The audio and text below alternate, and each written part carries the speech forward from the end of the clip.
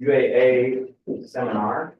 And today we have a civil engineer, Rita Chimofsky. Yeah. All right. And so I'll let you.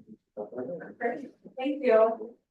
So thank you for having me today. I'm here to talk about engineering success, innovation and beyond. And really it's a presentation geared towards my experience as a civil engineer and some of the things, in some of the ways that we're innovative, not only in design, but things that I get pulled into that I couldn't have imagined when I was in college.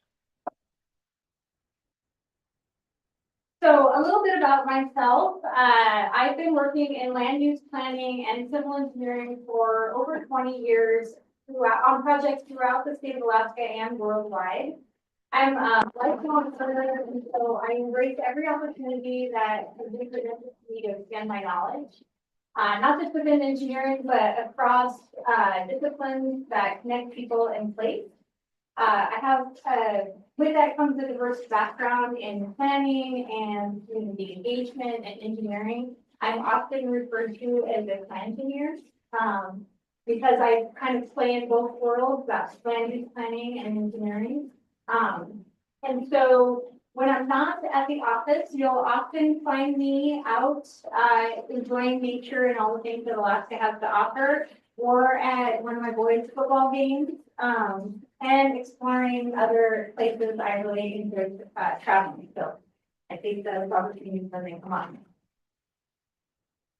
So just kind of, I'm an engineer, so I gotta have an agenda. Just a little bit about what we're gonna talk about today, how we look at what is engineering success when we're working on, specifically on site design projects, the role of innovation in those projects, and again, beyond that, and then some examples of what that looks like in engineering, and then some examples of what that looks like when you're looking in the bigger picture. And then I'm going to talk about a specific project and how all that kind of came together over the course of the project. So I think at the heart of engineering, whatever kind of engineer that you are, is problem solving. We need to take those problems and find solutions throughout the course of the project.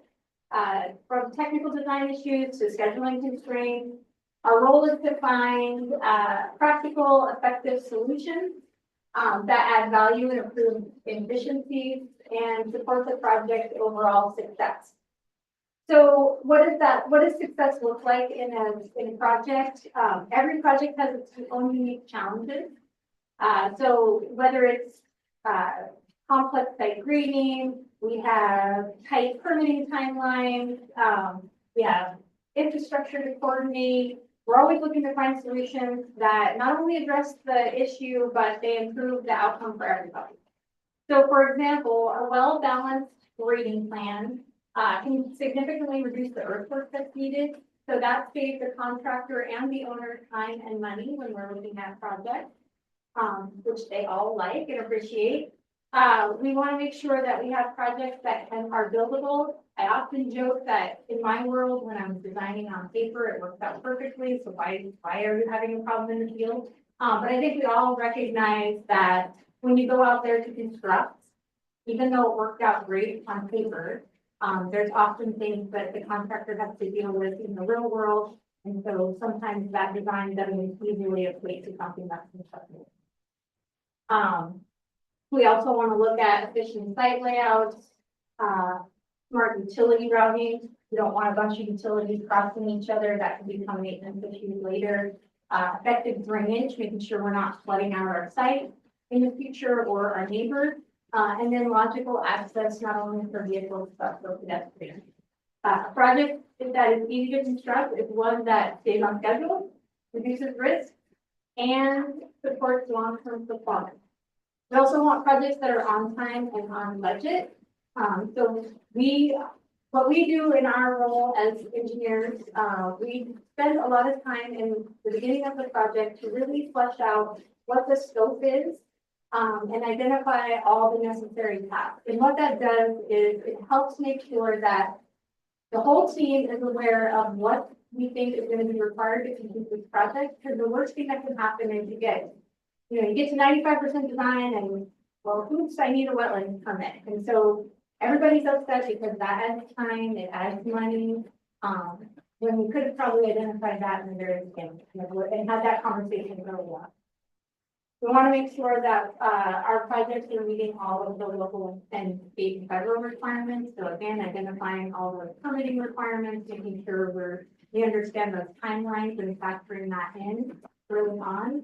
And then making sure that what we design is sustainable. Oftentimes, especially in site design, we're having conversations mostly around like your parking lots, what should be your thickness of the parking lot, the structure underneath. Sometimes there's some cost savings in having a skinnier section, but making sure the owner understands that if you do that, you may have more maintenance over time. Making sure they're aware of all their risks so they can make informed decisions. So in summary, civil engineering success is about creating solutions that work technically, practically, and economically, while supporting resilience and functional communities for the future.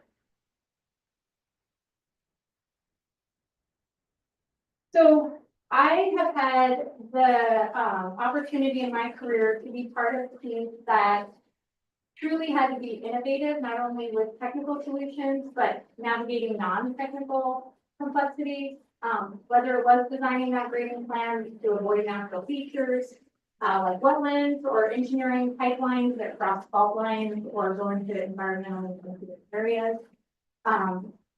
These projects demand creativity and site-specific solutions. What surprises me the most about the things that I get pulled into in the non-technical side of things is some of I didn't expect to become familiar with so many different things. So for example, I oftentimes are involved in project messaging and communication strategies. I have to understand tax incentives and grants and how we can help fund projects and make them go. I also have been involved where we've had to navigate very complex projects that had permitting across agencies who may have conflicting goals, and how do you make that all come together? So I think one of the big surprising things to me is how much communication is required in my role, and all these different things that if you're open to it, you get pulled into and you help build your skill set. These experiences have helped me shape my problem solving skills, and just given me a more solid understanding about how project delivery is more than just the design.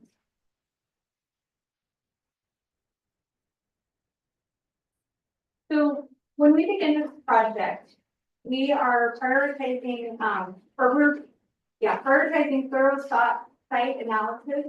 So from an engineering perspective, we're looking at what is our topography, what are our soil conditions, what are our site constraints, how do we get vehicles and people to and from the site, what infrastructure is available, and then that leads into how we are going to manage our stormwater runoff. Sometimes that's green infrastructure, sometimes that's underground detention areas that we're responsible for designing. And so oftentimes, because it's site specific, all of those things are having to be carefully looked at to make sure that we're meeting all the needs and have a good solid design moving forward, and requires us to really do a lot of problem solving, not just in the beginning, but throughout, because seems like there's always something that pops up, if the architect adds a door or they move the building. And so then we have to think about how is that going to impact all of our stuff that's outside the building.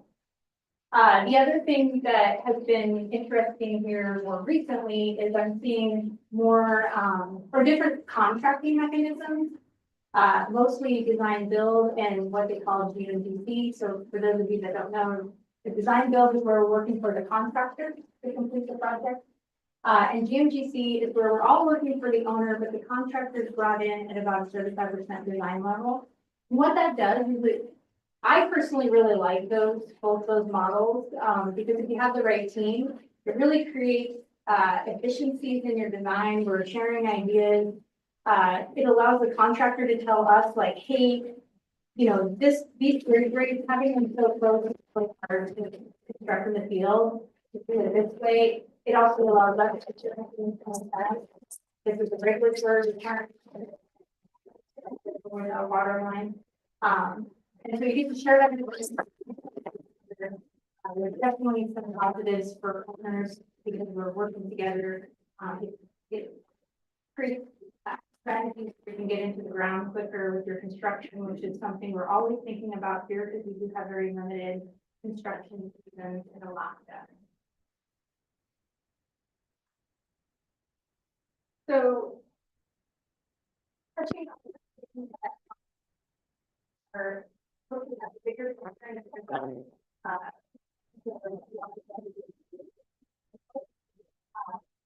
it is for project planning, scheduling, and permitting. So understanding as you get into design, how permits come together and entitlements.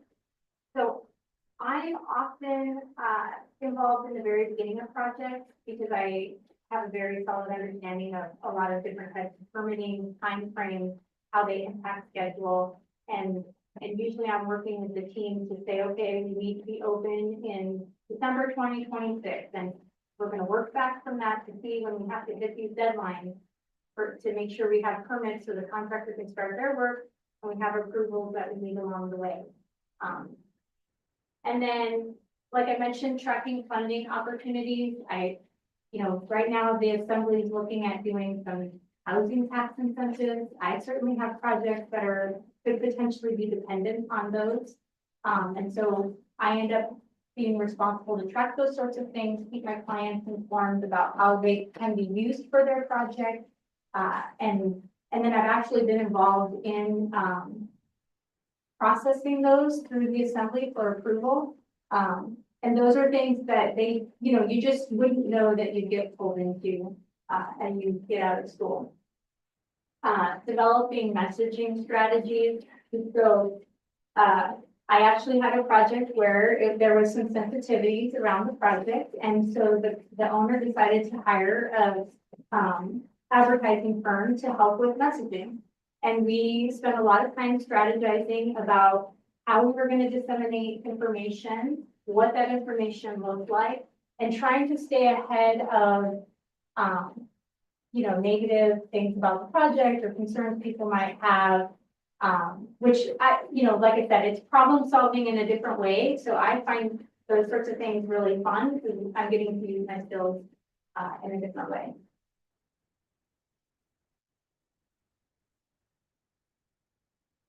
So kind of pull this all together, I'm going to talk to you about the work that we did for Solid Waste Services for their new central transfer station. Because it is really a great example of how we had a bunch of technical expertise to make this project come together, because it was a very complex project.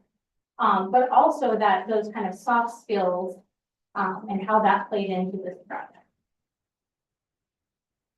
So the project team was, of course, Solid Waste Services. They're the owner, operator of the facility. Tetra Tech was our lead consultant, and we were a sub to them. So Tetra Tech provided like the architecture and everything to do with the building. They really have expertise in facilities like this.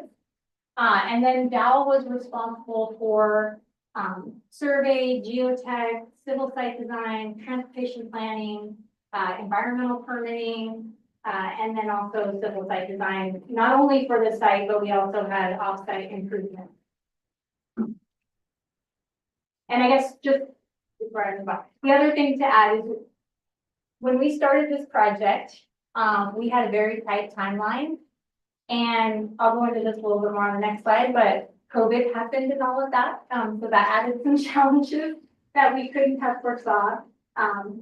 But yeah, this is a good example of how we bring those two worlds together. So a little bit about the project. So the existing facility, which is just across the street to the north, was built in the 1970s as a shredder plant. And then it was later converted to the central transfer station. And so it was open to both sides of the building were open to the outdoors. So you have, trash that flies around, you have odors. It wasn't laid out to get vehicles in and out efficiently when they're dumping trash. So, it just wasn't purpose built, but it served a purpose. And the new facility, of course, has all those things where we're enclosed, we have good ventilation. It was very strategic in how we laid out the site because we have, residents who are coming to bring trash to the facility. We have the trash trucks who go out to your neighborhoods that are coming here. And then also transfer trucks, which are picking up trash from this location and taking out to the regional landfill. And, when I started this project, I'm like, okay, this is a cool project, but why is it really important? And the reason that it's really important and what I learned during the process was that 80% of Anchorage's trash comes here first. And the reason we care about that is because the trash goes from there out to the regional landfill. That little clicker clock that you see is the countdown clock that used to be on their webpage that showed how many years were left at the landfill before it's full. And the reason that's important is because once the landfill is full, we have nowhere else to build anymore, which means we're gonna have to start looking at taking our trash outside. One of the reasons they wanted to do this new facility was not only to address all of the concerns about the operations, but also to provide additional ability to divert trash before it goes to the landfill. Because the more we can divert, the longer the landfill will last. And so this facility offered some opportunities to take, larger volumes of household waste and other things that they were already doing as far as recycling and reuse. But it also opened the door to take the existing facility and look at creating a recycling center that offers additional options for recycling. So all of those will make sure that my children and hopefully their children will still have a landfill that they can use. And we're not having that increased cost of having to ship our trash to somewhere else.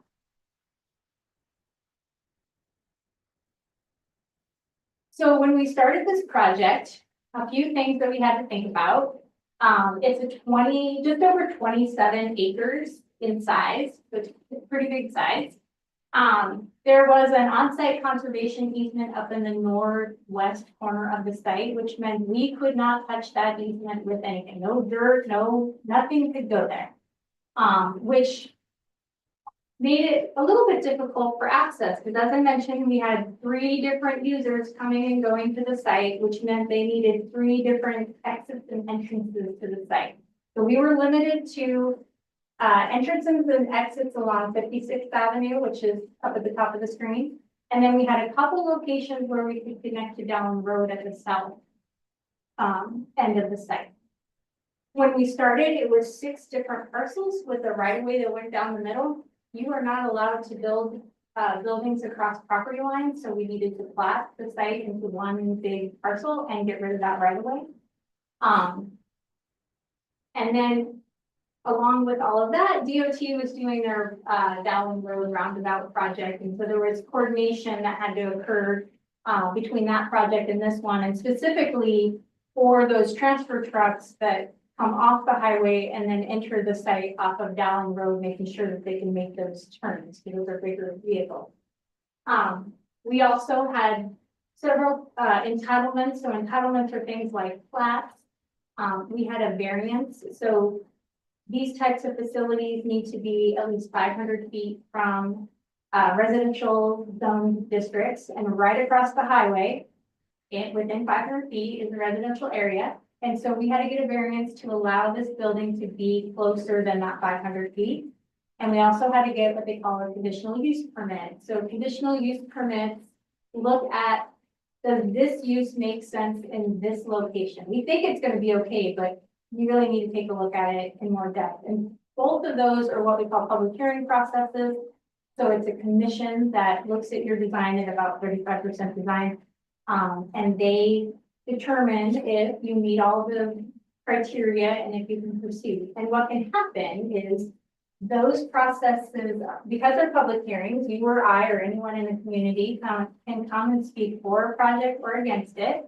And if there's enough people who speak against it, it can cause your project to get denied or appealed, which then impacts your schedule and costs and, has a lot of negative implications. So it definitely introduces more risk to an owner, when they have these types of entitlements.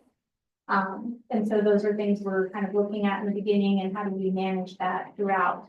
We also had, because of the amount of traffic that's generated by this use, we had to do a traffic impact analysis that was coordinated with the municipality of Anchorage because they own some of the streets, and then also with DOT because we're ultimately going out to some of their records.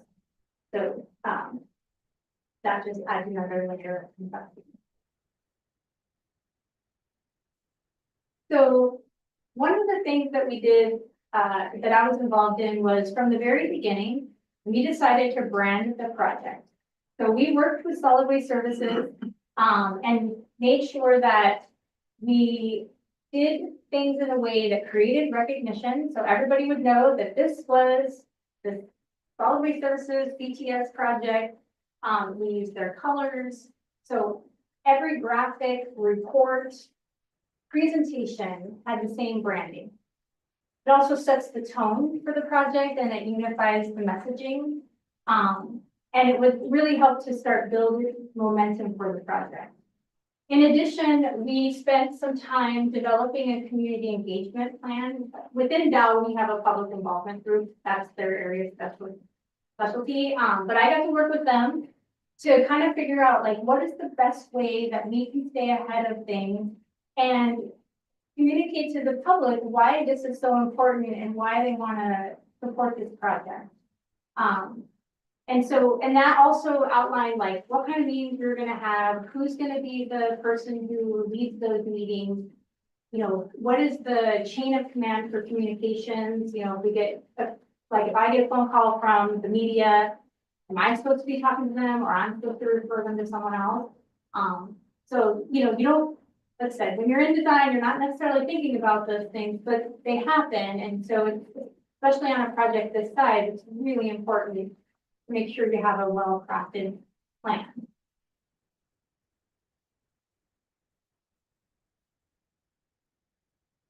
And then we also had to take some careful consideration with the schedule. As I mentioned, we had all these entitlements.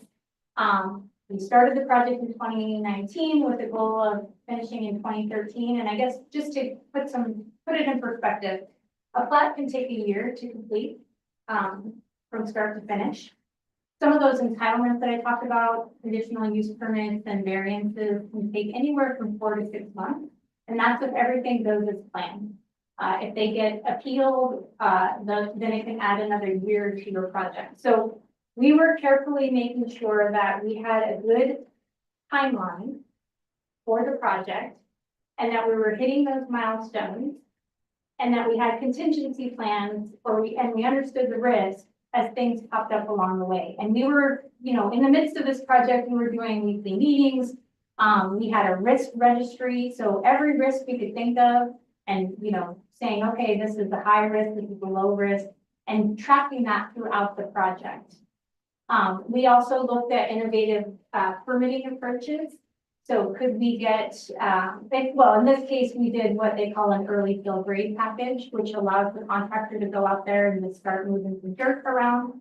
And then we followed that up with our full building permit. And from that, they were pulling what we call interim permits. So when they were ready to start putting footings in the ground, they were pulling that permit.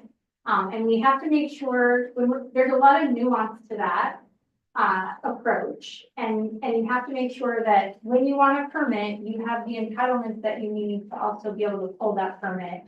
And fortunately, we have really good working relationships with a lot of the agencies. So we're able to communicate with them early on, like this is what we're wanting to do. And then continuing that communication so that by the time we come in for permitting, it typically goes pretty smoothly because they already know what's coming. We've already made decisions.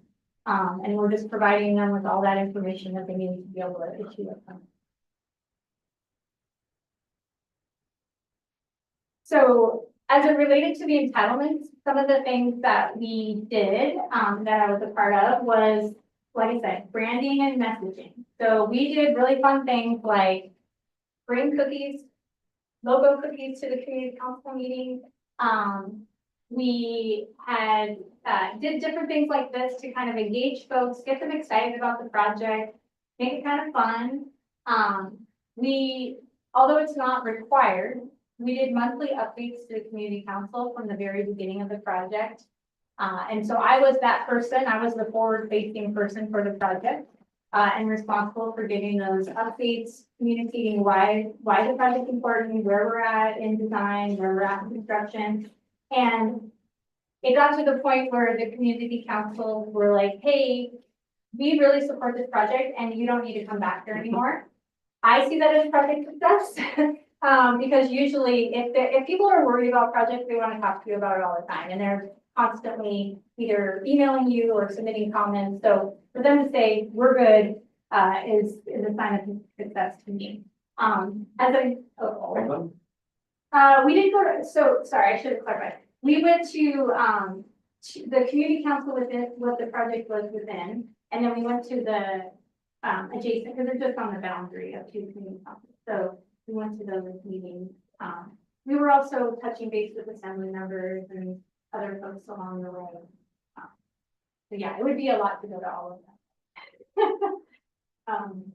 So yeah, and then of course, like I mentioned, we were looking at, we ran entitlements and permitting concurrently. So, you know, we were processing the plat while we were submitting for that early fill grade. And as I mentioned, there's a lot of nuance to that. People try to get me to explain it, and it's really hard. We have to kind of lay out a schedule and then kind of walk them through, like, we might be able to gain time here if we do X, Y, Z.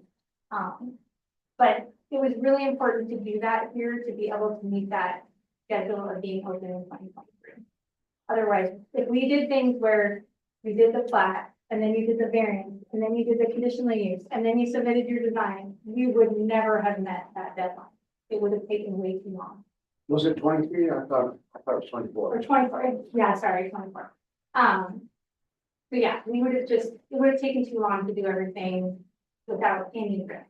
So, and then as I mentioned, you're just making sure your client's aware of the risk that you're taking. And some folks are more open to taking a little bit of risk than others. I find developers in general to be very aggressive. And I found on this project that Solid Waste Services acted very much like a developer, which, you know, isn't always what you see with agencies.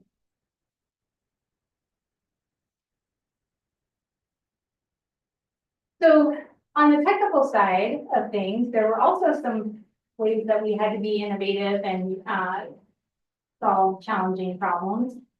Some of these had to do with that the site had previously had some earthwork done to it. It was slated to be developed into something else previously. There was also wetlands across the site. There were shallow groundwater because of those wetlands. And then just some things that we had to sort out on how we managed and treated our stormwater. Here within the municipality, there are requirements that we retain and treat our stormwater. And mostly it's the difference between what's leaving the site today versus when you construct. Because when we came to this site, there was some gravel there, but in general, it was an undeveloped site. And now we're putting lots of buildings and asphalt, and so we're, you know, changing that impervious area. And so how do you handle the additional stormwater runoff that you're going to get in?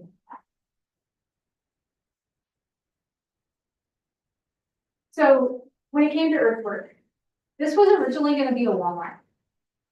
And the soils were such that they needed to surcharge the soils where the building was going to go. And you can kind of see the contours on the one side of the screen where they had placed a bunch of gravel to do just that, to surcharge.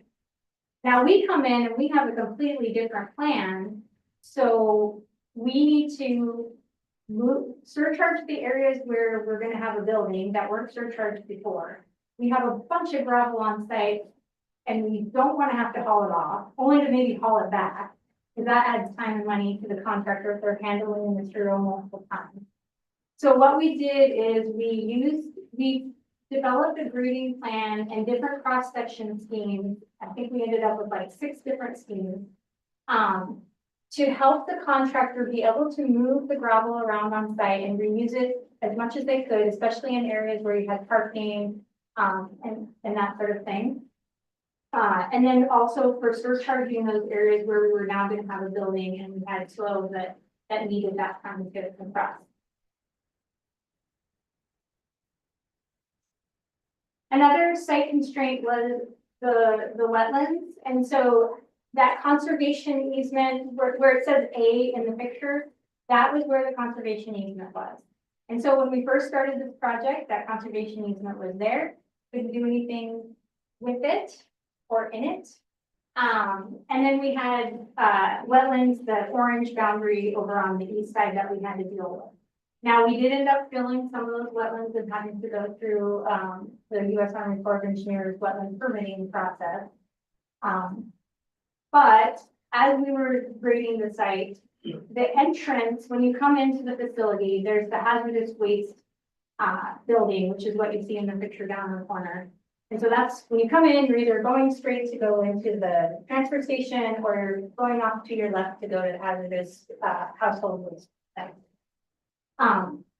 That building is really close to the property line and we do have setback requirements, and it was also next to wetlands that we were trying to protect. And so normally when we're setting finished floors of buildings, we want to raise them up a foot or two above grade so that we make sure that when there's a stormwater event, that water is not coming into the building and shedding away and you've got good fall. In this case, well, and I guess the other thing was that we needed to excavate 10 feet of really bad material and backfill with good material. So when you do that, when you get up to the surface, you have, 20 feet of disturbance instead of 10. So we had to think about that. And what we did was to make sure that we didn't impact the wetlands that we were trying to protect. We set that, what would be the top of our excavation at the edge of the wetland and then worked backwards to place our building. And then we also held the grade of the building down as low as we could so that we didn't have fill that also extended beyond where we needed to. And so we ended up being about a foot above grade. The other thing that became challenging and we had to figure out how to work through was the fire department wanted a storage tank underneath the building at this facility so that there could be additional water because household hazardous material they were worried about, explosions and all that good stuff. So they wanted additional water storage, which in general would not be a problem. Like you need a storage tank, we can bury it, not a problem. In this case, it's a problem because our groundwater table is essentially at grade.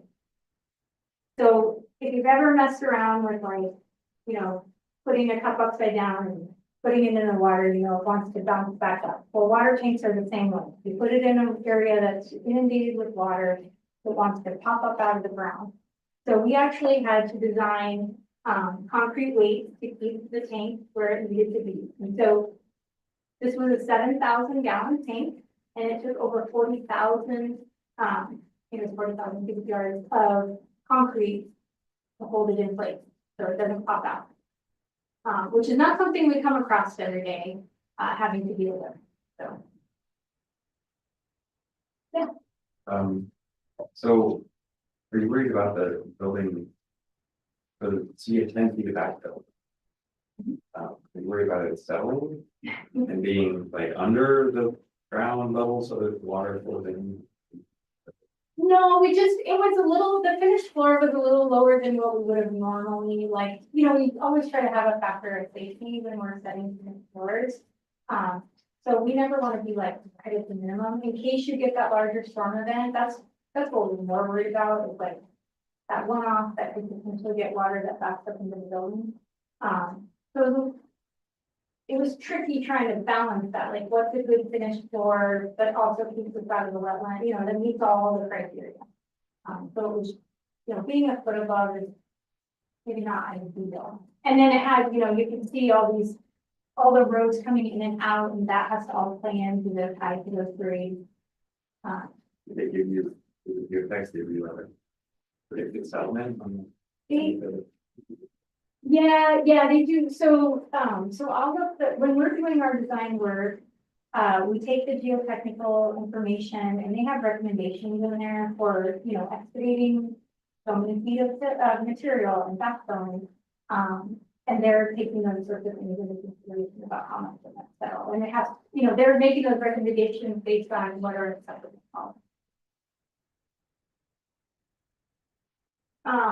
So the last thing that well, not the last, but one of the other big things that we had to, think about here was how we manage our stormwater. So as you can imagine, grading over 26, 27 acres, is no small feat, and you have a bunch of buildings and paved areas and open areas to deal with. The client wanted to minimize how much underground piping that they had. They wanted us to use swales and ponds, to manage our stormwater. So we ended up with 7 separate ponds across the site. And then those ponds are connected with, drainage swales. And then ultimately, there's an overflow to the municipal system, because most of the time, we're designing these ponds for like a 10-year and 100-year storm. And if we can't totally contain the 100-year storm on site, we are allowed to have a little bit of overflow, but we have to make sure that that overflow is not going to someone else's property and flooding them out. So a lot of times we'll have an overflow that goes to one of the interesting things about the ponds was, we design retention and detention ponds all the time. That's nothing new. These were meant to be converted to wetlands when we were done. So as we were designing, we had to make sure that as stormwater is coming to those areas, there's a certain amount that's staying there. And then our landscape architect had to make sure that they were planting plants that are found in wetlands and will thrive in marshy conditions. So it took a lot of careful iterations, making sure our math all jived, and we have lots of people doing QC on our process, make sure that it works the way that we want, and then we get those wetlands at the end of the day. And that is something that's very unique to this project. Normally you don't want wetlands on your site, and you don't want to have to deal with them. So that was something that was very unique.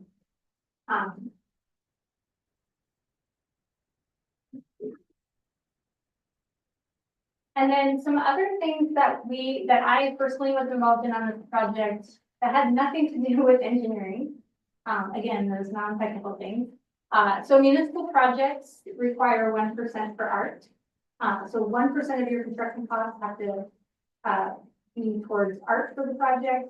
And there's a whole section in our municipal code that outlines that process, but we got pulled into that, the very beginnings of it, kind of having meetings with the museum and figuring out what this process looks like and coordinating with the municipality, and making sure that process continued the way forward the way that it was supposed to. So I learned all about that. I had never been involved in that side of it before. Also the naming the building. Again, there's a whole section in our code that tells how we go about naming buildings. But I was responsible for having some conversations with the municipal clerk and assembly members, and making sure that we were able to communicate to the client what they needed to do, take the steps to get the building named. And they, at the time had some names that they had in mind, but unfortunately it's not that kind of process. You're not allowed to just name it the way you want it, but really kind of understanding it enough so that I could communicate to them what this process looks like and what you have control over and what you don't have control over. And then the other thing was that conservation easement. So I was part of the team that worked as we were going along in design and construction. We were able to remove the conservation easement. So in coordination with the Corps, what they found was that conservation easement and the wetlands that were there were disconnected. And so to the Corps, that really doesn't have a lot of value because there's no way to expand those wetlands. It may even be difficult to keep the wetlands over time if they're not connected to anything. And so they wanted to find another mitigation, like somewhere where we could either create wetlands or preserve wetlands that were of higher value. And then that would allow us to use this area for, actually once the conservation easement was lifted, we were able to use the area for detention pond and additional space that they could use for parking their vehicles and that sort of stuff. And that also required not only coordination with the Corps, but the municipality, because they also were party to that conservation easement. We're just making sure we knew what the mitigation was gonna be, what the process was gonna be to lift the conservation easement, and if I remember correctly, I think it even took an assembly action to get it relinquished at the end of the day. So again, all those things that have nothing. Did they end up with an offsite? Yeah, I didn't go into detail, but when Walmart owned it, they also had wetland impacts, and so they had started the mitigation process with the Corps. And then we were able to kind of pick up where they left off and then work with the Corps to offer mitigation, because we were impacting, additional wetland. And so we worked with them and Heritage Land Bank to make sure we were meeting all of our mitigation obligations. But they did find some wetlands offsite that in population that were of higher value. And what was the name? Oh, Because I don't know, is that an honor to have a transportation named after Yeah. you? Like a solid waste Or your deceased husband or whatever? yes. So, one of the reasons that whole conversation got spurred was there was a worker who was tasked during the project. That was a key member. And so there was a desire to maybe pursue naming it after this individual. But unfortunately, it's not that simple.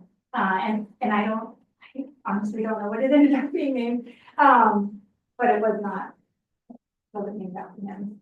So, yeah. And the other question is, what is the art?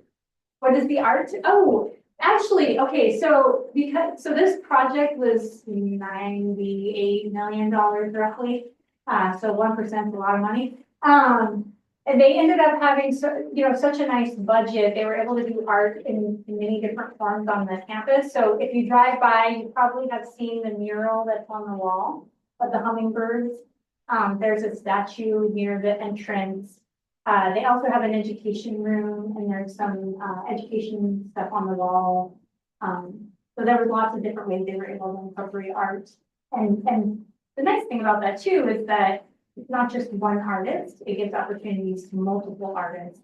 Because really the process is they put this out, artists apply saying, this is what I'm thinking, and then a panel gets to actually choose. And you as the owner or the operator can make some like very loose suggestions, like I like the color blue, that would be nice. Nothing too specific. Then you see what the artist interprets. This is the value of an art degree, because these people have to be credentialed. Yeah. To go through all this quality. Yeah. Where otherwise, a customer, a patron wants to buy something he likes. Yes. But so this takes art degrees. Yes, absolutely. But I, you don't always know what you're getting. But the art that we get it's really cool. And I do really like the mural on the side of the building. And I thought it was really good to give opportunity to multiple folks to have a hand in it. Because every project's different, and the budget that you have for that art is varies. So with all that said, with all the teamwork that we had, of course, I'm not working by myself. I'm working as part of a much larger team. And that careful planning and innovative ideas and really talking things through throughout the project helped us to deliver the project on time and deliver what is, a really good project for the community, functions well for the end users. So it was something that I was really proud to be a part of. It's one of the things I really enjoy about engineering is how I get to touch the community in a positive way through these types of projects. So I see all of that as like project success. If you're even able to navigate all the bumps along the way, they just, no matter how carefully you plan. So I'm just going to end with a quote. So great buildings are not just built with bricks and steel; they are built with vision, teamwork, and trust. And I think that really sums up that innovative spirit, whether it's those technical elements or it's the non-technical stuff that you do. And with that, I'm happy to answer any additional questions. What are they doing with the old one? So, so as you know, it's been serving as an emergency shelter for the last little while. Yeah, so, but the plan is ultimately to look at turning that into a recycling facility, which would open the door for, other options for recycling. Because right now we're a little bit limited on what we can recycle. So, you know, maybe one day glass could be recycled here, or maybe, but it's really intended long-term to be recycling. Is this a design build? It was what they call a GMGC, so the contractor came on at 35%. Yeah, and Davis was the contractor on it. And, a lot of, that's a significant structure. Who was do you have an architect? Yeah, so Tetra Tech has architects in-house, yep, and really anything to do with solid waste, whether it's the landfill or the transportation, they have, they are experts in that. We were working with people on their team that were, you know, sitting in New York or in the Midwest, and they pull all the right people onto their team based on their expertise. Awesome structure. Yeah. And I went there for the open. Oh, and it sweet. was clean. Yeah, yeah, And it smelled lovely. Yeah. You know, for the last time ever. and this is where I got this hat. Because Napa was here anyway, good, I got a few other companies. But yeah, it was, that's an awesome project. You mentioned, it was the plating and permitting going concurrently. I guess what's your plan for when it doesn't go well, or you have a plat permit? That happens. It always happens. Yeah, so, you know, a lot of times, like, I have a project right now that it has similar complexities. And right now we are meeting monthly with the municipality, like, we've been doing that for the last several years as we're trying to get to a point where we have a project we can move to design. So, you know, there's a lot to be said of trying to do that, as much due diligence in the beginning and documenting all of those decisions. There's not a lot you can do if, for example, someone appeals your plat. We actually did have, well, kind of related to the project. So I had a plat where, someone wanted to appeal it, they missed the timeline, they were politically connected. We ended up having numerous meetings, you know, and had to really be very patient and explain why their concerns were not necessarily the concerns of the person that completed the plat. And sometimes it is just like continuing to walk people through while you're still doing your work over here for the design. I've only had one project where we had an appeal on an entitlement, and we ended up having, there was nothing we could do to have to go through the appeal process. And the owner and the contractor lost a year to get through that. But then we ultimately, got through it, got reapproved, and then was able to move forward. But a lot of times you're trying to, I spend a lot of time, like, when you're in those public meetings, listening to what people are saying. Because, you know, whether people are very blunt about it or not, you can often glean, like, what's their real concern, what resonates with them, trying to read the room, and then using that to help guide the process and making sure you're getting people the information they need and answering their questions, recognizing, I mean, there's sometimes where you could provide all the information in the world, the person's still gonna be upset. You just gotta make sure that you're presenting the facts, you know, and this is why we feel this is not a concern, but it's addressed, the claims. And then just being able to be nimble when those things come up. You know, because there are times when you're headed down this path and then something happens, and you have to switch gears. I'm curious about this project, the environmental process. I would add to the thing about the key factor. A key factor for a successful project is to have an environmental document large enough that you can just plunk the project down right on top of that. You don't need gravel, steel, pavement, nothing. You just have this huge pile of paper You're covered. You didn't have NEPA on this, right? This No, is we did not. Yeah, not it a was federally federal funded. DOT deal. Yes. Did you have 106? I believe so, yes. I believe so. I am certainly not an environmental. And they didn't find any bodies, okay. No, That's- no, wetlands were the only thing, and we knew about that going in. So, yeah. But yeah, it's a good point. There are times when we have federally funded projects, and we have to do NEPA, which just, you know, is another process we have to get through. And where did all the money come from? Bonds? No, actually, so this is pretty cool. That was another thing I learned about solid waste services. So solid waste services, although they're under the umbrella of the municipality, they are self-funded. So how they raised the money for this project was to increase rates over time, not significantly, but you know, some, and then that's how they built up the money to be able to build. But I had a Mhm. You had it in the bank? That's what I understand. Yep. I Yeah. wonder, I feel robbed. So yeah, you're gonna pay, you pay a little bit more for curbside and for, transportation, but it, you know, it was I will say the person who was in charge of solid waste at the time, had a vision and a goal and was very bullish about it, Well, but he knew that it wasn't working. yeah, I think we all, I mean, you know, if you're working, maybe you and I Been didn't there. know it wasn't working, but if you've been there, you Yeah. knew, you Yeah. sat in a long line on Saturday. As soon as you hit the parking lot, it smelled, and, you know, then when you look bigger picture and it's impacting the landfill, and, you know, 40 years is like, well, what do I care if it fills up in 40 years, but that's not creating a And they sustainable. plan to not expand or replace?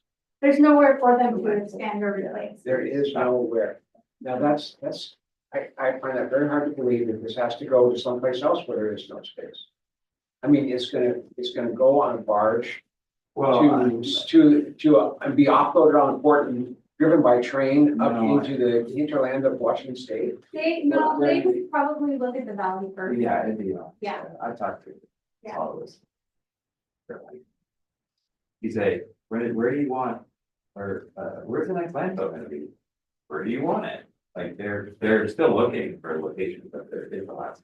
Well, and I think the reality of things too is that, More cost. yeah, well, and like within Anchorage, like Anchorage proper, and even if you look at Eagle River and stuff, there are not these big tracts of land that are easily accessible, that have the right zoning, you know, all the things you would need to do one within the municipality.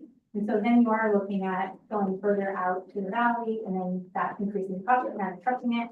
This will justify the existence of the Alaska Railroad Corporation. Good. Well, and I think also, you know, this was just the first project in other, you know, this year, in other projects that are to come, you know, they're talking now about waste to energy and other ways to help dial back that clock on the life of the landfill, and how do we, you know, use Waste what we and have. energy. Yeah, or they, you know, burn Burning. the I've trash. been involved in an incinerator for solid waste. That is terrible waste. We're discussing about compost. They do actually, at the time, they were doing like a little pilot project where they had a compost, you know, area there at the existing facility. I do not know where they stand with their current program of that incorporation. I don't know. I think that might be a function for the whole building. Like, I don't know what percentage of that is compost. But I don't know, mine do it. Like, a lot of people put their grass. back. Because they're like, I don't know what else to do with Agree it. with it, yeah. Well, and one of the things I thought was cool about this project is, you know, they saw the importance of educating not only all of us, but like our kids, because then your kid comes home and is like, why are you throwing away that carton, or why are you putting Right. the grass in there? And so, you know, those sorts of things get people thinking about, like, maybe I can do this. takes a lot of space to deal with the different waste streams. To try and save the space in the landfill. But the market here doesn't support most of that. Is there a reason fire department wanted that extra suppression tank buried as opposed to? Program? Yeah, I think that probably was an architectural decision because we probably didn't have to. Yeah. That's my guess.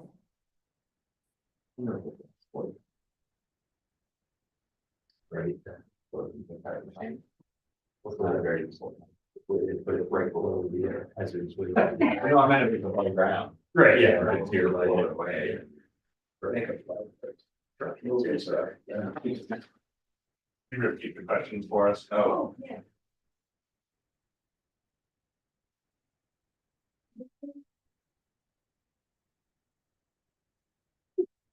Yeah, question. yeah. Question. Awesome. Thank you so Thank much you. for having me. there's no more here. We'll be tomorrow. Yeah. Thank you. Did you give the password for? I did not give the password. So the password for today's survey is beyond. All lowercase. All right.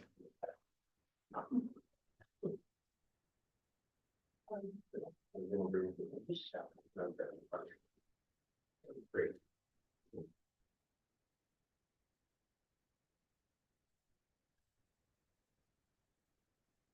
Yay, all right.